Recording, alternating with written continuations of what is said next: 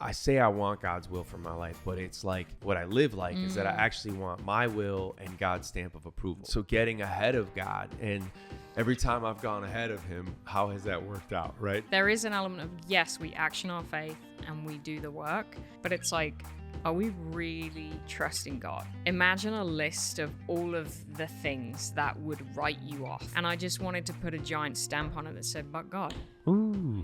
I had cancer, but God healed me. Yes. I was suicidal, but God restored me. Like, that's finished. Like, end of discussion. Jesus did the work on the cross. So not that we could live in partial freedom or a little bit of freedom, but full freedom. So why would we live a life anything less than that? If you have a word or God has said something to you, that's what he said. That's what's going to happen.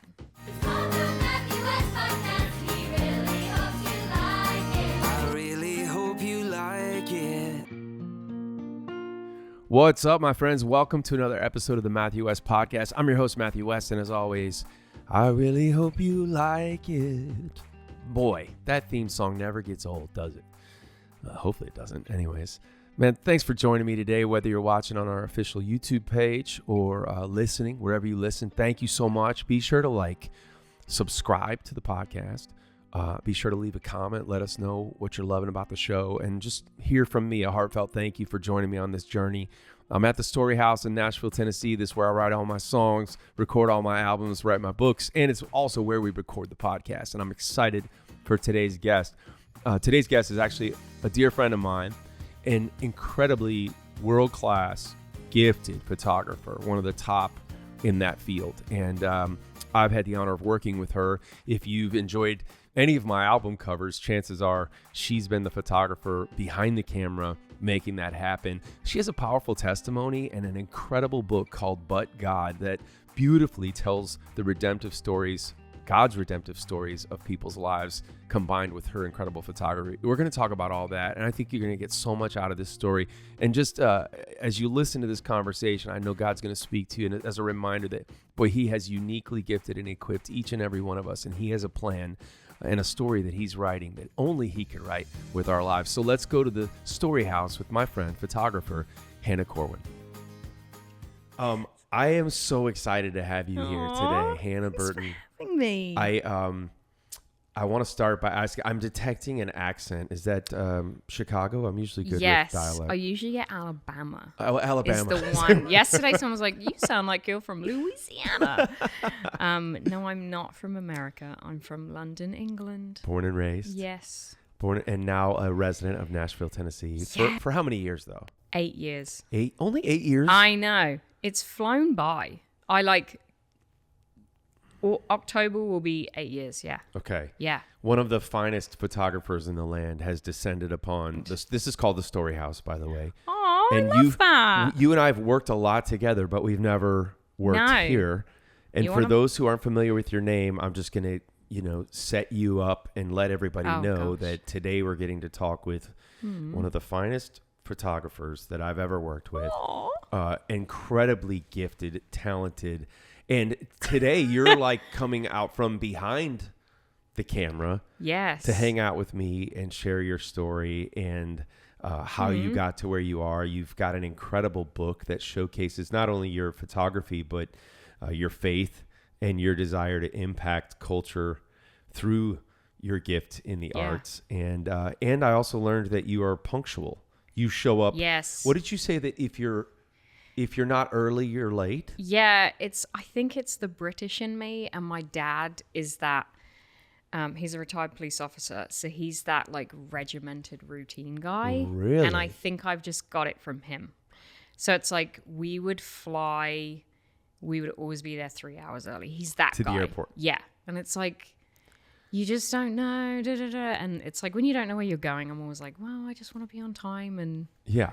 So I do my very best. So which is an interesting combination of with somebody with a creative tilt yourself can tend to be a little, loosey-goosey. We were talking about it before we started recording, because you in Nashville, among other things, would you say you primarily, your day job as a photographer, or you're doing a lot of artist, yes, recording artist photos? That's how we've worked. If anybody's loved and enjoyed album covers of mine over the years, chances are you've shot them, including my most recent, my Christmas album that's Which coming may out. be our best one yet. Your best one yet. Like you have, I'm going to sing your praises throughout the interview, but Right back at the you. way your level of refinement when it comes to taking photos, but also the way you work with the artist or the client, whoever you're shooting, like it's just, it's unparalleled. You're very kind. It's unbelievable. But working with artists, like, I mean, how many artists show up on time for their photo shoots with you?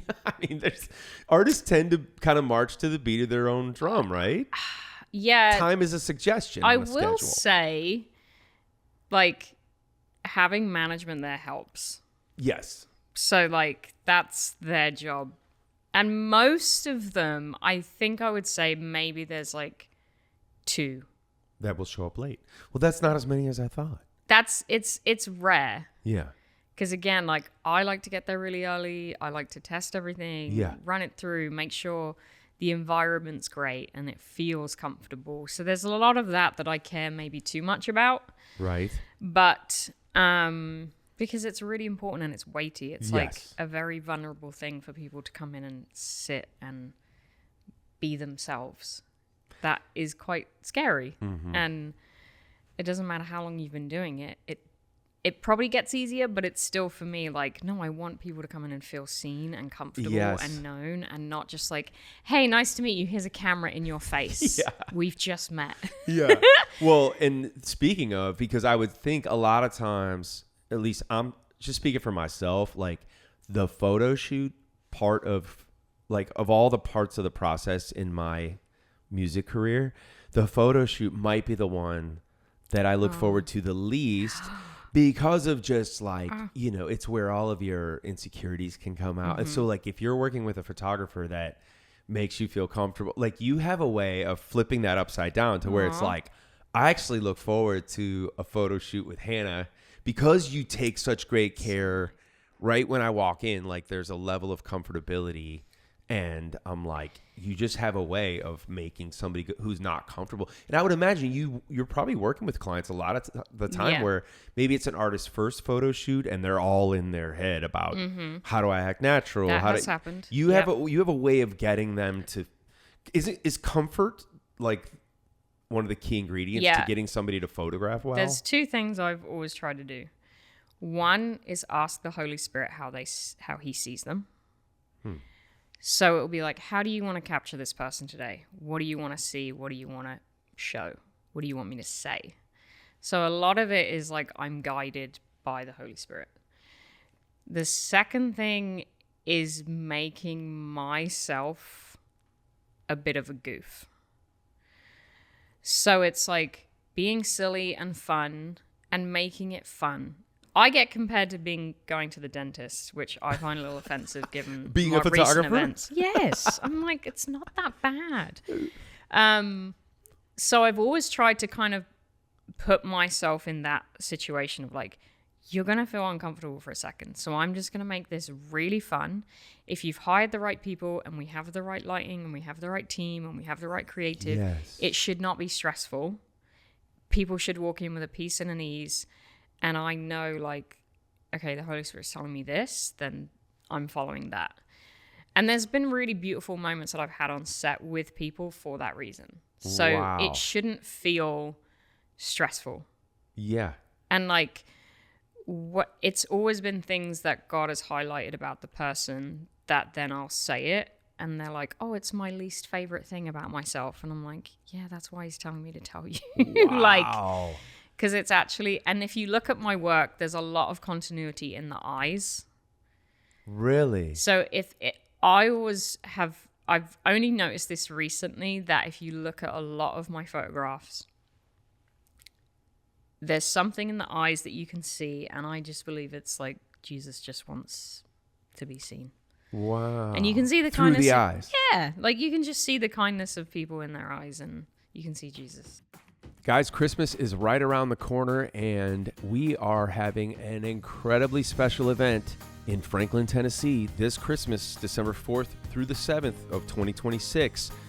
It's called Come Home for Christmas. It's our annual weekend where we hang out with a very small, select group of people that come and hang out with us for the weekend and get in the Christmas spirit. This weekend is filled with awesome festivities. We do a Christmas tree lighting downtown Franklin, Tennessee. We sing carols. We drink hot cocoa. We have a special Christmas dinner, special concerts and events all throughout the weekend. We get to hang out and do life with you and get in the Christmas spirit together. If that sounds like fun, then I want to encourage you to go to MatthewWest.com. We have very few passes left, but we would love to ring in the Christmas season with you. Come home for Christmas, Franklin, Tennessee. Join me and the West family and some incredible special guests. It's going to be amazing. I'll see you in Franklin, Tennessee. Go to MatthewWest.com to get your tickets now. Well, even what you're saying, I mean, here I am leading by telling you how comfortable you make me feel, but then you're leading by saying, well, one of the key things that I do before is I'm seeking the Holy Spirit's guidance and the comforter. Yeah. Right. So you're bringing this spirit of, and I love that. Okay. So I'm going to boldly ask you, what did he say about you? What did he say about me to you before? Do you recall? I mean, was it like, I was actually like praying about this morning because I was like, oh, do I share that? Do I not? I can take it because I'm so curious because I know what I'm thinking when I walk into a photo shoot, and I know what makes me, I know the insecurities that I've had since I was a kid that will tend to manifest themselves right before I'm in front of a camera. So there was one that was you're an anomaly. So very unique. Huh. Yeah. And then the other was unconventional. Really? Yeah. So it's like the way you do things is unconventional. It's always out of the box, and it's like different facets of things. And I think God has like used you in a very unique way for a very long time. Huh. And like, I think the way you're perceived is an anomaly and the way you're seen is an anomaly. Interesting. So that's what I've always had for you every time we've shot is like, it's always like been like, you're very like unique and unconventional and an anomaly. Wow. I love that. I'll take that. Yeah. I'll receive that. I thought you were going to say like, okay, this guy's stiff and needs to like loosen up because you have a way of loosening me up. But you're also very easy to pose. See, and we have a nickname for you. What is it? Suppose a lot. Oh, you know this. Suppose a lot. Because you do know, like, you do know your angles and you know what to do. Do I? Yes. Because I'm standing there going, I have no clue. But you'll guide me well. My favorite part is when you're shooting. Like, I won't even be posing yet, but I'll hear your voice go, okay. Like, as if like you think I've already started. Well, yeah, you're but like, oh, work it. The last one we did, and I don't want to say too much because I know it hasn't released yet, but the tail end of it with a certain outfit was like to me, very classy, very unique. And again, there's that like unconventional side of you that I think it's like there's different, it's almost like a Rubik's Cube. It's like sides that have been seen of you over the years, and then there's like a new side of you now. Yeah, interesting. But you seemed very comfortable. And then you would sit down and you would kind of like, and I know maybe you weren't meaning to, but I was like, oh, this is fantastic. This just works. Everything that's happening right here. And with the outfit you had on and I'm like sitting there, I'm like watching you do this. I'm like, oh, this is great. Like, I don't even feel like I need to direct you because you're just being you. Yeah. Which is what I want. I don't want like a marketed version of Matthew. I want Matthew. And then to see you just seem very comfortable, I was like, I don't really need to give you any direction right now because you were like, I don't even want to. Well, that's all Hannah. But that's all we think, but that's all because of how you set the table. And you've flipped it around to where I used to think of a photo shoot like a dentist appointment, and now it's one of the most anticipated parts of when I go and I get to hang with you. That's fun. And this podcast is all about people sharing their story, right? And I always close out every show with reminding people like, hey, you're here for a greater purpose. It's not your story for your glory. It's your story for his glory, which I know might sound cheesy, but that's always been something in my life that's like, I'm here for a greater why. Yeah. And so when I was thinking about like different guests to have on. We have people from all different walks of life, you know, whether it's a football coach or a recording artist or just a plumber, whatever. I mean, it could be anybody, but like thinking about this person who I have so much respect for, who does much of their work behind the camera, and you are such an integral part of telling the story, like you just said, through the eyes, but telling the story,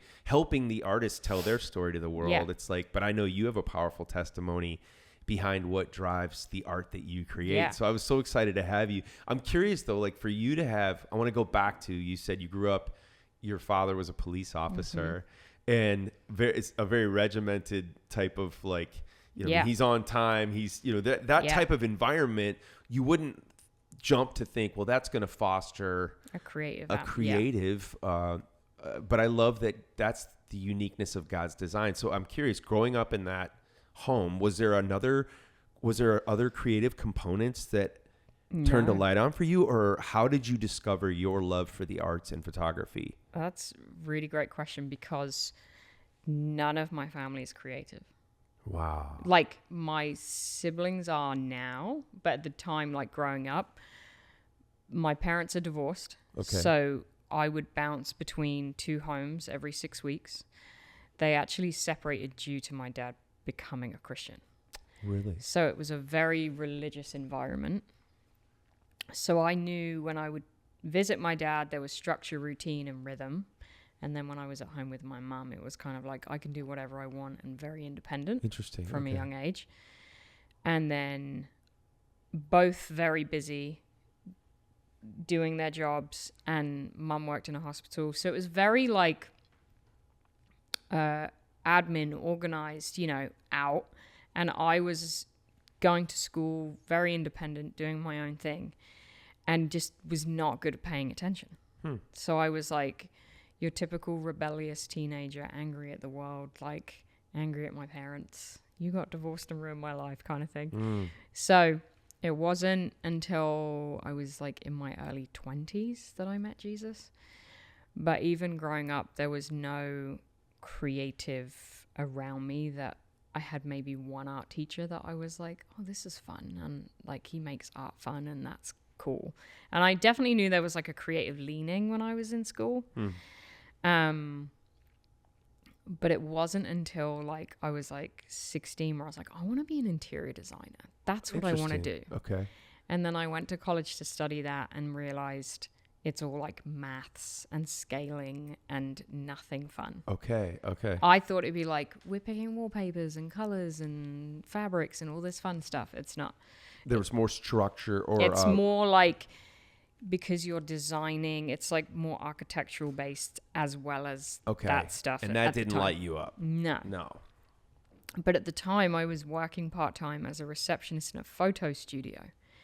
And I was like seeing all of these like family portraits happening. So it'd be like, you guys would come in with the family, for example, and it would be like, all right, everybody jump on dad's back and do it. It was like less traditional portraits and more like fun, interactive. Yeah. And I was like, well, this is an interesting take on that. And then I started to get more involved, and I was like, oh, I would sit in sessions and just watch what was happening. And then my boss at the time was like, oh, you're like really interested in this. And I was like, yeah, I mean, it's fun. Like, I didn't really know that was a thing. And then he was like, okay, well, maybe we should put you forward for this trainee photographer position. Like, I was so young. I was like, maybe you're still in 19, 20. Yeah. So I'd already dropped out of college and was like, she was done. She was out. And I was like, okay. So then I just had like insane favor with this guy and his wife, who was also working at the company. And they just like championed me, helped me build a portfolio, learn how to use a camera, and then got the job. And then they put you on courses. So it's like, okay, you have to learn how to use lenses and cameras, and then you can't pass one course until you... Wow. So it was like a whole thing. Okay. And then from there, I was like, I've always been like enamored with like coffee table books and fashion photography and exhibits and all these kind of things. So I was like, if I want to do that, I need to move to London. So I was living 2 hours outside of London at the time. So I moved to London and then started working for an e-com fashion house, shooting just like products. Yes. Okay. Like here's a dress pinned to a foam board, photograph it. It was like so boring, but it was like a foot in the door. Of course. And then did that, worked my way up, did it with another company, and then ended up getting this insane job with a fashion and beauty photographer in London. I still don't understand how I got this job. I basically begged him and said, look, I will not, I don't know how to do this job, but I will work so hard and I will do whatever you ask me to do and I will learn everything that you need me to learn. And then we trialed for 3 months, I think, while working full time. So it was juggling a lot. So you still have the other job, but this big time photographer takes you under the wing, basically. And is test with me for 3 months. So it was I'd get a call and it was hey, we're shooting with Italian Vogue. We need you here on this day. And I was okay. So then I would call my boss and I was hey, I'm taking a day's holiday. Wow. And was but it was Italian Vogue. I mean, these were yeah, insane clients. And then at the end of the 3 months, he offered me the job. Wow. And then after that, it was 3 years of traveling the world with him. And literally traveling the world. Literally. And then it was so amazing. And I look back and I was wow, you really didn't realize what you were in at the time. It was so wonderful. And I'm so grateful for that experience. And he was incredible because his life was his family. And his, some people get that wrong in that industry where it's your job is your family. It feels but he was so wonderful, had just all these amazing values and just worked really hard. And I can't believe I got to work with him. That's so cool. The best of the best and just so kind and was. Is he still He's still shooting and he's incredible and was such an amazing man. So I really learned so much from him creatively and not only creatively, but just how he lived his life. Mm-hmm. He was how he balanced it all as well. I remember there would be days where he would be okay, I'm just going to run home and pick the boys up. I'm you're weird. It would be me working with you and leaving and then my assistant being to you hey, Hannah just had to dip out for a second and then you're where she's on a call and I'm I'm running home to pick my kids up or something. So this incredible experience of traveling the world with this photographer, but also seeing how balanced he was in his life, work, and you got to, so you were shooting primarily fashion, models and yes. all the things. Yes. And at the time, I want to also just quickly touch on, something that deserves more than being quickly touched on, but you walked into a church. Yeah. In London. So I'd been saved a year before I got that job. Okay. So moved to London and I was just very broken. I just didn't know who I was. I was everything I was trying to find myself in. Alcohol, you name it, I was trying to find some kind of joy or everything that the world you think would offer you would make you happy. I was trying to find. Right. And nothing did. And then I just remember waking up. It was a Sunday morning. I lived in Shepherd's Bush in London, which I don't know why I'm telling you that because if you don't know that. No, it just it sounds cool. It just sounds cool. But I was I'm going to go to church today. I think this is a bigger problem and it's a bigger thing than I can fix. You just had that thought. Just had that thought. Huh. It was so random. Not really. It was. Of course. But I was got up and I mapped out my route because I was churches in London, found one, went into central London and was walking. I was where am I going? I don't know. What am I doing? And it was so funny because I went into this church and this is no disrespect to greeters or because, guest services, but they can be very friendly. And that's good. It's their job. But sometimes it's just a little off-putting. It's when you're figuring out, yeah, they're just hi, how are you? Do you need a seat? And I was no, I'm good. And I was just I'm going to stand at the back. I don't want to talk to anyone. This is already just a lot for me. Yeah, yeah. And I just remember standing at the back and I remember seeing all of these people at the front just abandoned in worship. And I was whatever they have, I want. Because they look joyful and happy and they have peace. And then the pastor preach the gospel. And I was like, yep.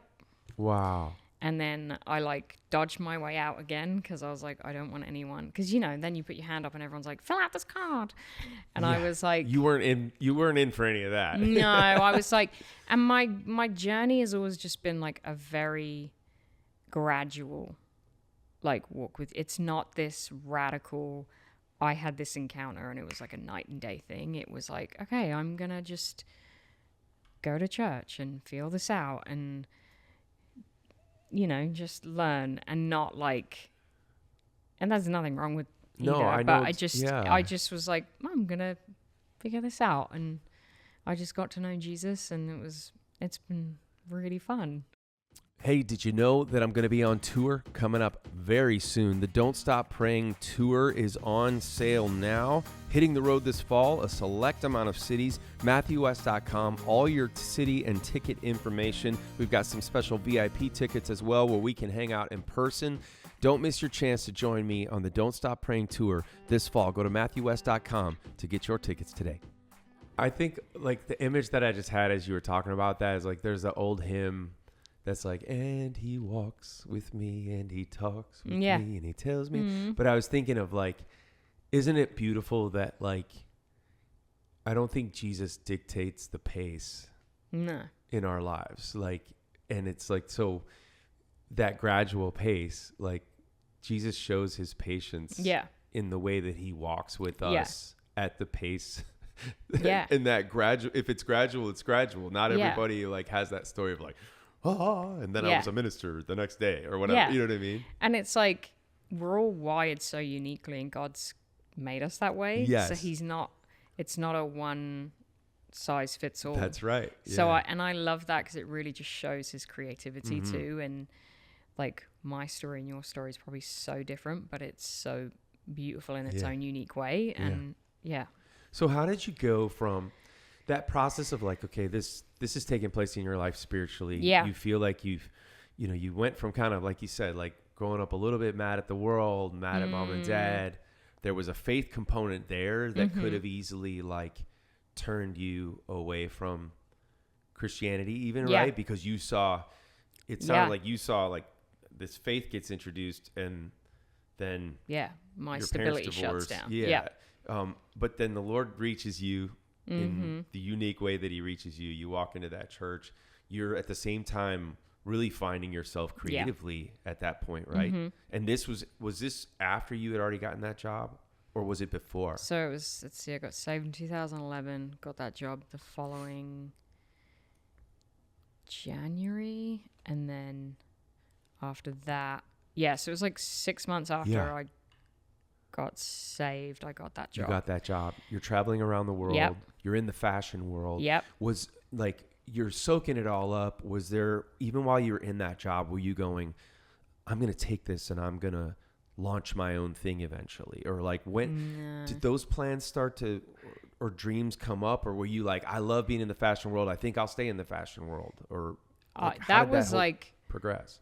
Because I was seeing like the contrast, right? So I would be on photo shoots, seeing things, meeting different people from all walks of life. And I've always known there's a very secular calling, that it's not, that I'm not just supposed to shoot Christian artists. Right. I know there's a crossover and I actually really love it. Yes. And it's one of my favorite things. But at the time I was like seeing things and I was kind of like, okay, God, like, how does this work? Like, what does this look like? Like, I really didn't know or understand cognitively. I think there's this kind of formula that can be seen or sown of like, well, you know, Christians do missionary trips and they do, you know, we stay in church and we just do this instead of actually like, no, the church is like, you go into the church to be empowered to go out into the world. Right. And then you're like infusing your faith into whatever vocation you have. Yes. Yeah. So I remember, like I thought, well, I should be like doing something to help the world because now I'm a Christian. That's what you do, right? So I went to Africa and I went on this mission trip And I was seeing all of this devastation, and Matthew, it changed my whole life, because it was actually like, it went from being oh, this is the thing that you do, to no, this is like, you've been living in a bubble. Like, you have been living thinking that the world is like this fashion industry and that everyone has this level of opulence and awesomeness. And then to go to such an impoverished country and see what was going on, it was like I was hearing every day the worst stories you can hear, and seeing it and firsthand. But on the other side of that was this beautiful restoration where I'm seeing what God has done. So I'm sitting there hearing about, you know, a 12-year-old who has gotten pregnant but doesn't know she's pregnant, gives birth on the side of the road and dumps her baby. And because she doesn't know what is happening to her body. And then I'm now holding said child and seeing these beautiful stories, you know, because this baby was found and put in an orphanage and all these things. So I'm like, okay, God, but like, no one knows what you're doing, because nobody's telling that no one's story. telling them. You have to be so careful what you say to God, because I remember that day he was like, well, you could tell them. Wow. And I was like, and again, like, arguing with God isn't always fun. Right. I wouldn't say it was an argument, but I was just like, okay, but I don't really have anything to give. And he was like, well, what's in your hand? And I was like, well, I looked down, I was like, there's a camera in my hand. So it was one of these things where I was like, understanding I have a calling greater than my world. And I think, you know, in the world we live in of individualism, and it's all me and what can I do and what can I bring and what can I have. It was actually that revelation of like, oh, this isn't about you anymore. Yeah. Like, so I remember like we did Africa for 3 weeks, and I was there, and it was like every day was a new story and a new heartbreak and a new restoration. And were you shooting photos? Yeah, I just gone to take photos. I still have them. They're some of my favorite photos I've ever taken. And I remember one day we were driving on this long dirt road, and I was like, God, I'm mad. Like, I'm just mad. No one knows. So we're having this whole dialogue. And then he goes, well, why don't you tell these stories? And then I saw a vision, and it was literally a book with pages flapping. One side had like a photograph, and the other side had stories.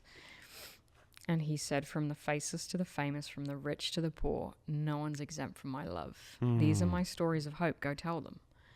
And I was like, oh, crap.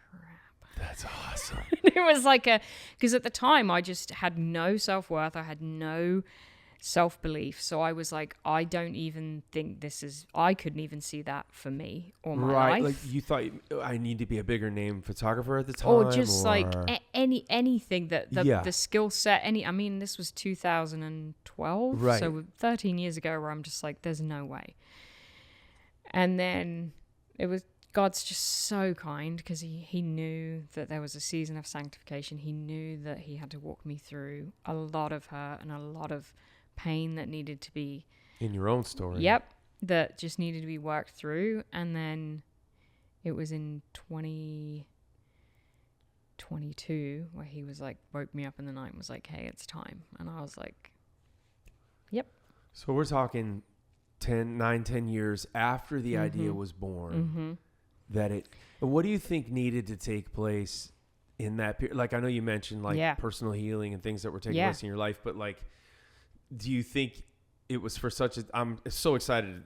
I love how you got us to this book, because I'm so excited for people to know about this and get this on their coffee tables as well. But like, obviously a lot of career stuff happened in that period of time as well, and a move to Tennessee, and like becoming, you know, one of the top go-to photographers in the music industry, to say the least.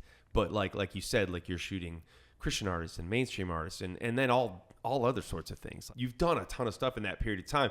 Do you feel like you look back and go, it was just my reluctance for 10 years and that slowed the process down? Or do you look at it and go like, everything was building up for 2022 for this book to be, for you to be ready in a lot of ways? Or I'm just curious what. Yeah, it's a great question, because I think sometimes when we get vision or words, we can think it's for that immediate moment. And I knew like it was going to be a process and a journey.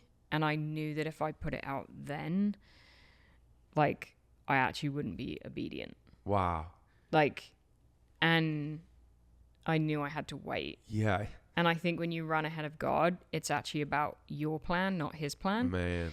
And I just remember being like, okay, like, I want what you want. Yeah. And I don't want to, like, mess with this. Man. And had I have done it then, I think it would have been very catastrophic. I think there was just so much I had to work through and so much healing and, you know, and even creatively, like, thinking about the photos that I can capture now versus then. Like if you'd have seen my portfolio then, Matthew, you would not have hired me. Wow. So it's just I doubt that, but I know what you're saying though. Like the level of refinement. Yeah, and there's something about like when I create, I want to be able to look at images and go like I've fully like leaned on the creator for this. Not oh, this is what Hannah did.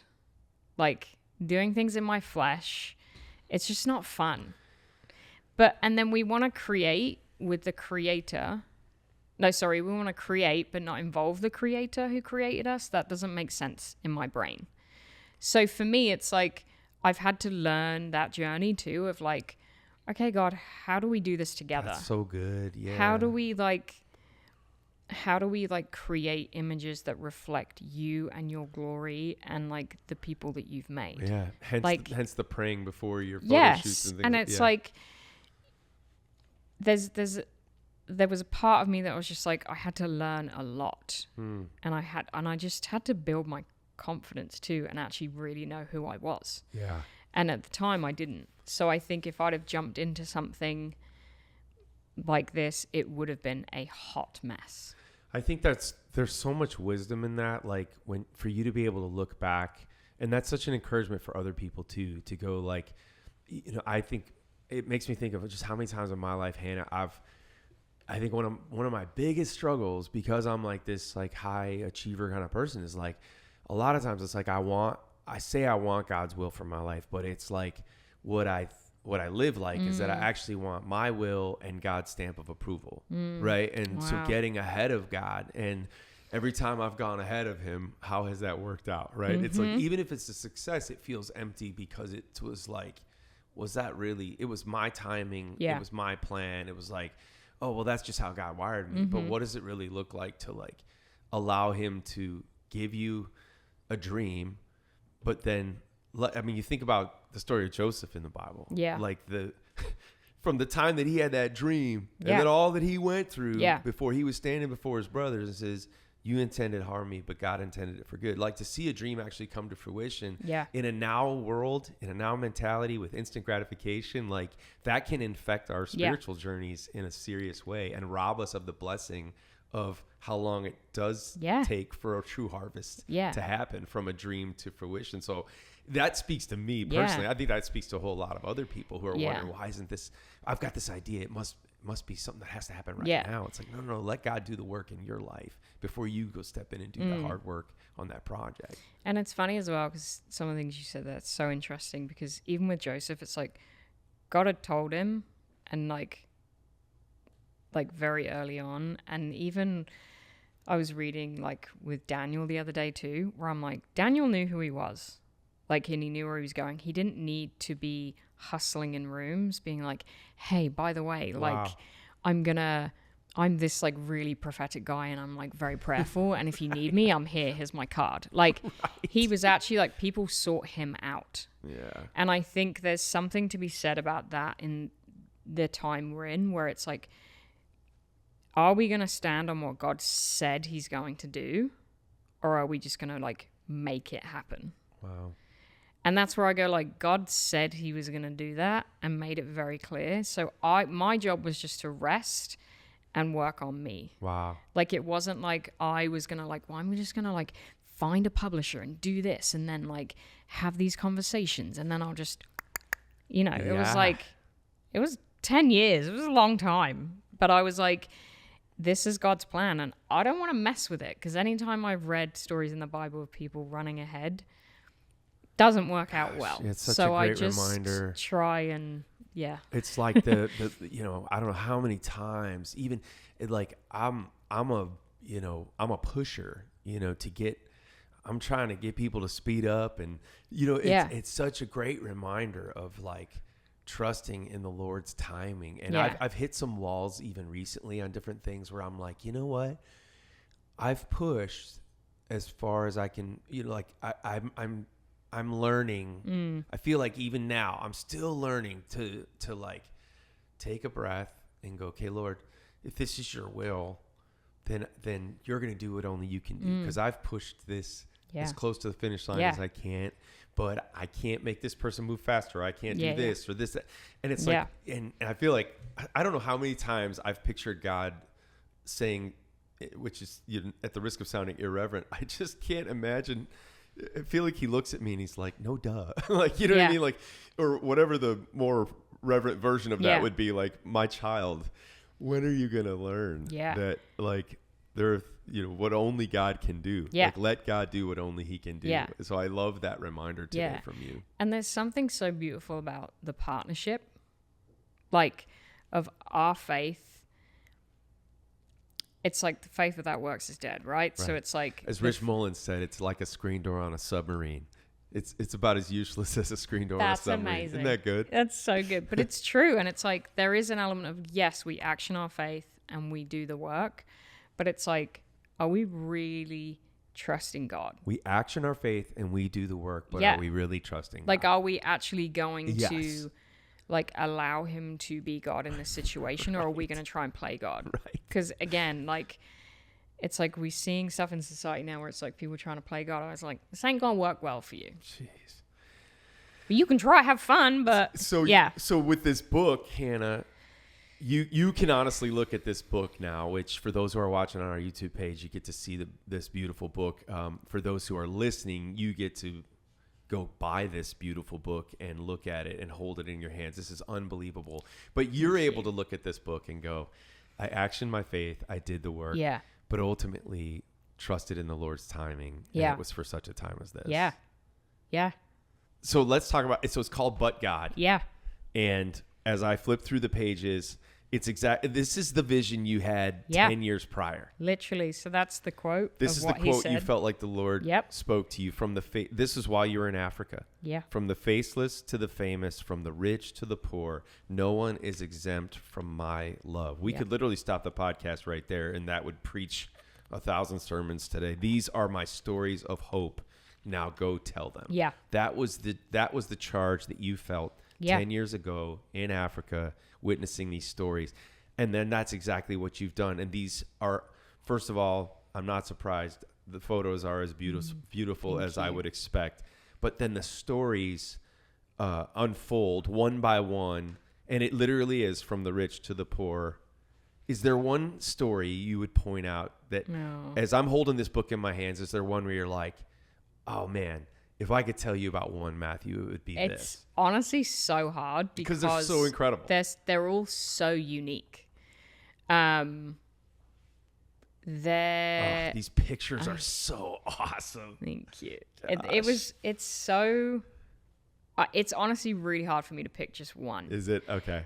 And they all have different reasons as to why they're my favorites. Some are like photographically my favorite. Right. Some are like the way the story, the connection, like I had with the person on set. Some are like the story is so just powerful and profound and unbelievable that you're like, wait, what? And okay, so then the common thread, obviously, the title, just like I make an album. There's the album title, and then every song kind of falls under that umbrella. Yes. Right? So just unpack the but God part. Yeah, so I wanted to imagine a list of all of the things that would write you off, right? From relevance, from impact in the world, life anything in the general. enemy could hold over you. Shame, guilt, adultery, addiction, suicide. And I just wanted to put a giant stamp on it that said, but God. Ooh. Like, I had cancer, but God healed me. Yes. I was suicidal, but God restored me. Like, so there's just like a period at the end. So anytime I send an email for but God, there's a but God, and then there's a period at the end, because I'm like, that's finished. Like, end of discussion. Jesus did the work on the cross. So not that we could live in partial freedom or a little bit of freedom, but full freedom. Yeah. So why would we live a life anything less than that? So good. So for me, it's like, it's done. Like, so if you have a word or God has said something to you, that's what he said. That's what's going to happen. Wow. Period. We interrupt the podcast for a very important public service announcement that starts like this. Ahoy, mateys. Okay, that was stupid. But hey, I'm excited to tell you that pretty soon this podcast will be at sea. That's right. I'm going to Alaska, and I'm inviting you to come with me. It's going to be an incredible time. July 12th through the 19th, 2026.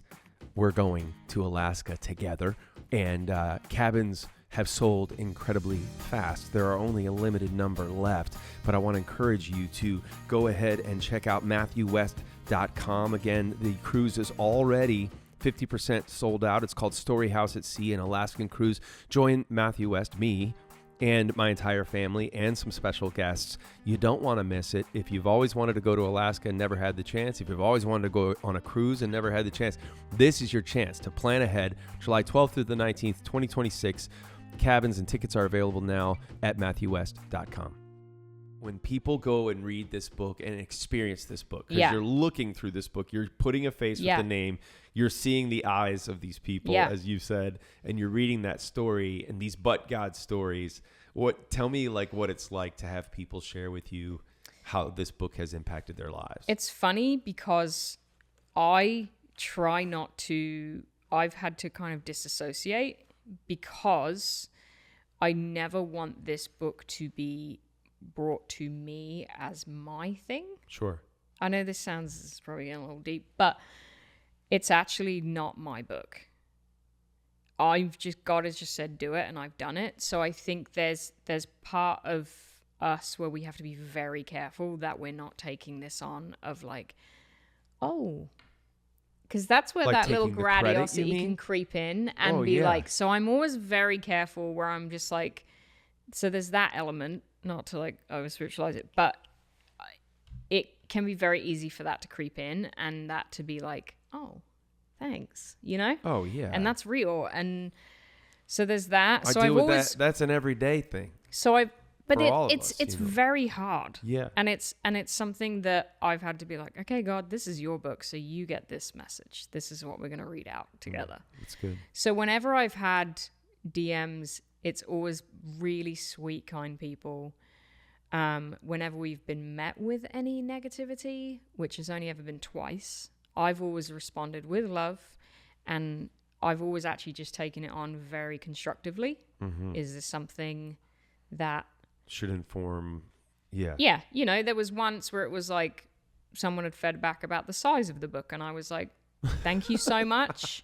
I really appreciate your feedback, and I'm gonna learn from this, and I'm sorry that this wasn't clearer to you. That is a learning, and I take it on because I want to be transparent. Like, sure, I am not J.K. Rowling. I am figuring this out. So well, it's like bad example because she gets plenty of DMs. Yeah. So it's just like I am just doing what God told me to do. But yes, whenever people have messaged me, it's always been like, this has really impacted me. I'm crying on the first story. Right. So that's always like been so encouraging, because that was always the goal of just like, God, if this has a domino effect and this encourages people who are in a season at their darkest or their lowest, you should be able to find yourself in that book somewhere. Right.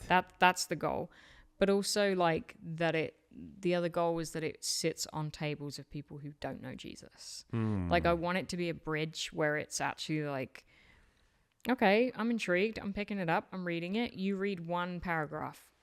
I'm happy with that. Yeah, that's awesome. Like, so it's always been this keeping the focus, one, but also just like thankful that it's going to the right people and keeping that the main thing. And I think it's interesting too, is like seeing yourself in the Yes. story. That's what happens when a story is told. Mm-hmm. You're giving somebody out there, you may not even know who, the permission to know that they're not alone, because there's so much isolation when it comes to the messy and the messed up parts of our stories. Yeah. And that's what the enemy wants, isolation. But the storytelling, right? I always talk about, like, we were meant to be storytellers, not story keepers. When we keep the story, So the good. story loses Yeah. its power. When we tell the story, we're daring to believe So that good. the author of our Yes. stories is going to write a redemptive story, not just in our life, but in the life of somebody who's hearing that story. And my hope with every song I put out is that somebody sees themselves in that song, that goes, oh, I'm not the only one who struggles in that area. So I love that, like, and that's the connectivity that I know people are feeling when they pick up this book. And so I know this is an ongoing thing. This has got to be just, tell me this is volume 1, right? Yeah. Are you going to be continuing this journey of telling?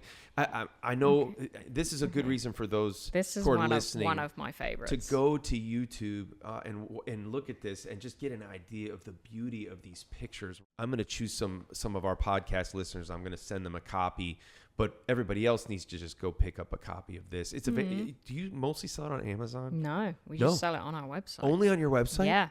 So you Amazon are just wanted too much money for. I was like, because over 60% of all books are sold on Amazon. Yeah, no. It's crazy. So And this is at your website just only. at our website. Tell us the address. Butgodbook.co. Butgodbook.co. Yeah.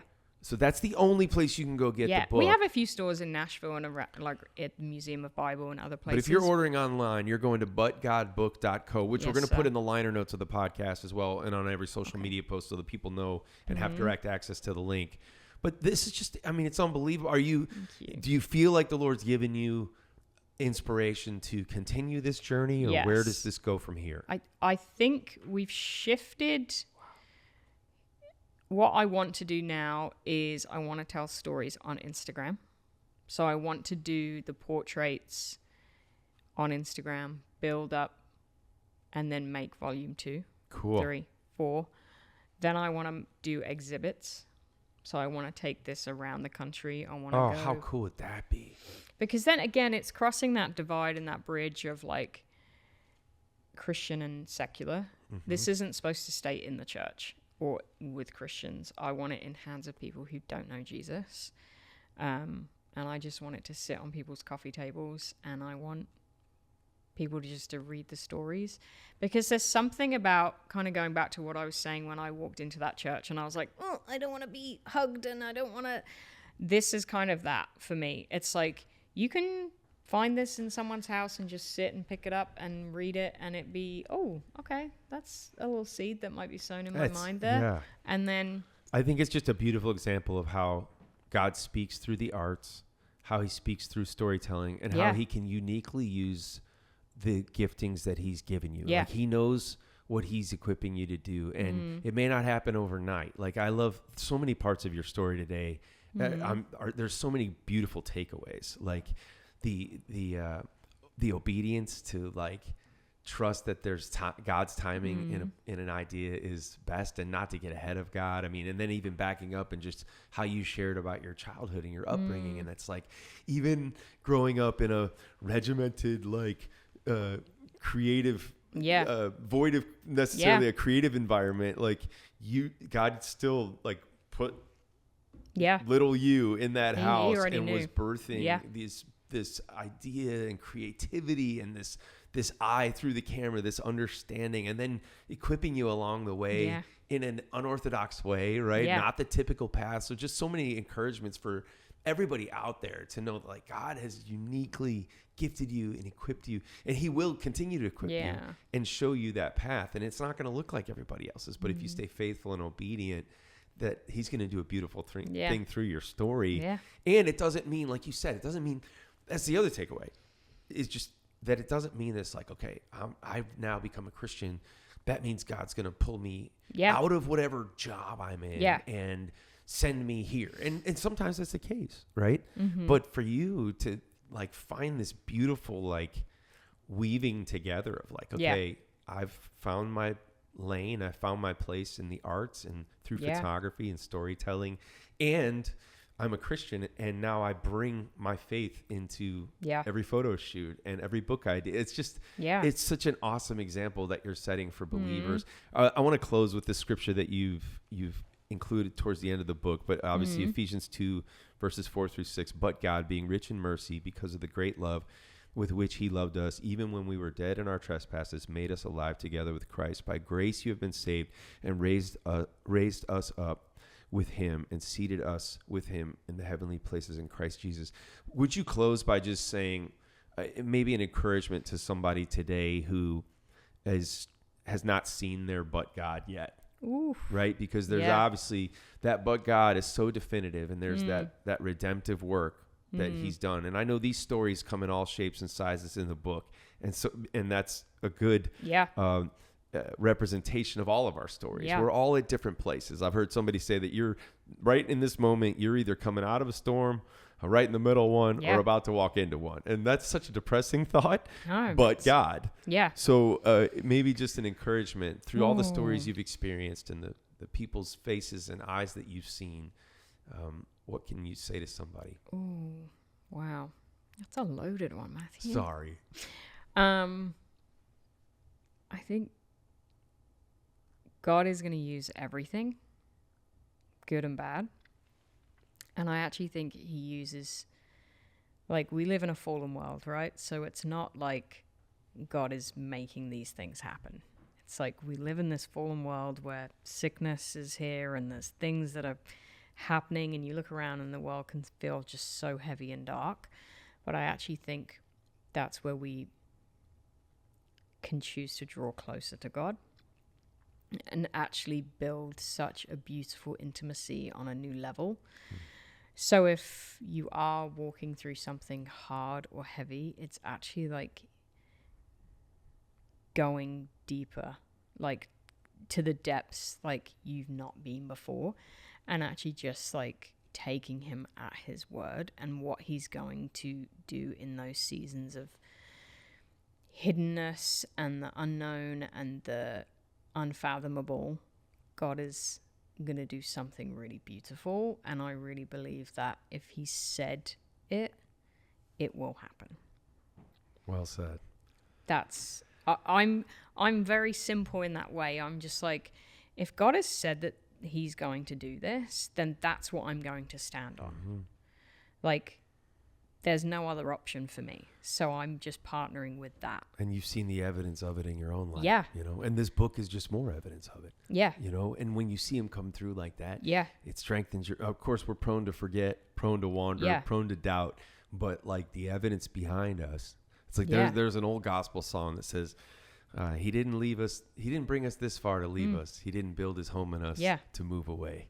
You know, that reminder that, but God, he is faithful to complete the good work that he's beginning in each and every one of us.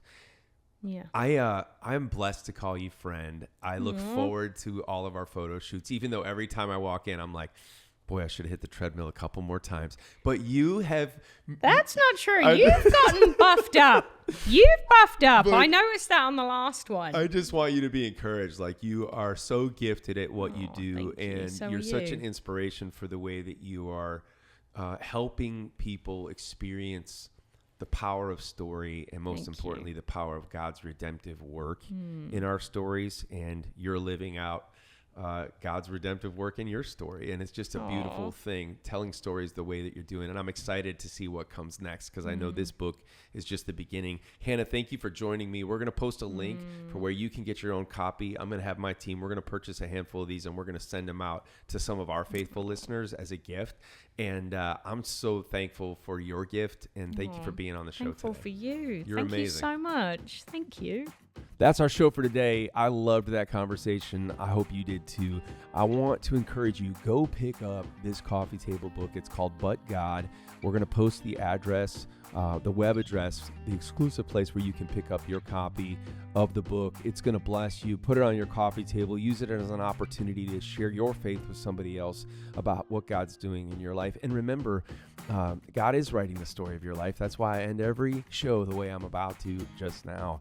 It's your story for his glory. I'll see you next week.